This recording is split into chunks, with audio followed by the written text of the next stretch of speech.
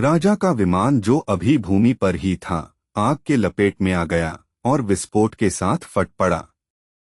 उसी क्षण जैसे कि राजा की मृत्यु एक प्रतीक थी, हमने देखा कि विशाल पिरामिड लुढ़ककर पठार के समानांतर की खाड़ी, जो एक क्षण में ही खुलकर चौड़ी हो गई, में जा गिरा। पिरामिड खाड़ी के किनारे संतुलित सा हुआ, फिर एक भयानक कंपन के साथ आग की लपटों ने उसे निगल लिया। फिर से दृश्य बदल गया। हमारे सामने बंदरगाह और नगर था, जो सागर की लहरों की तरह बलखा रहे थे। इमारतें गिरने लगी, डरी हुई चीखों, भयानक दृश्यों के आग की लपटों में कभी दिखने तो कभी अदृश्य होने के साथ साथ मुझे समझ आ गया कि धरती की सतह की गहराइयों से कानों को बहरा कर देने वाले विस्फोट हो रहे थे। सारा नगर के बाहर का क्षेत्र धरती में समा गया। फिर महाद्वीप के बड़े भूखंडों की बारी आई। सागर दौड़कर रिक्त स्थानों को भरने लगा। सवाना सा का पठार जलमग्न हो गया, किसी विशाल नीम धंसने से भी अधिक तेजी से। बड़े बड़े भंवर बन गए और मैंने उनके अंदर हताशा से टूटे फूटे सामान को पकड़कर बचने की असफल कोशिश करते लोग देखे, यह जानते हुए भी कि यह सब 14,500 वर्ष पहले हो चुका था। मेरे लिए सब कुछ बड़ा भयावह था।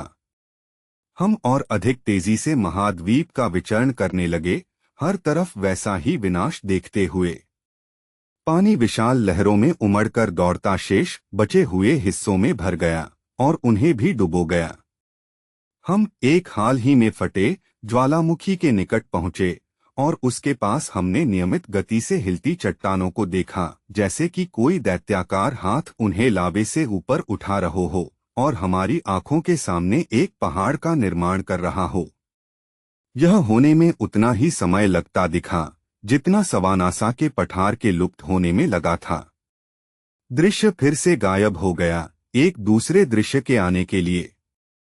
हम दक्षिण अमेरिका में पहुंच रहे हैं, मिशेल, जहां अभी उस विनाश का प्रभाव नहीं पहुंचा है।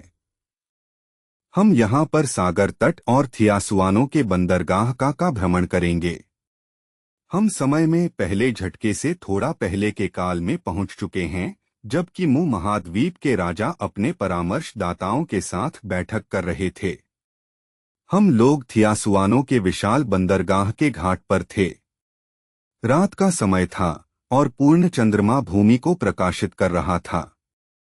हालांकि जल्दी ही वह अस्त होने जा रहा था।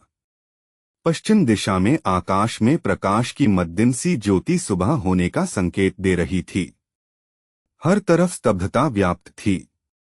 पहरेदार घाटों पर, जहां अनेकों नावें खड़ी हुई थीं, गश्त लगा रहे थे।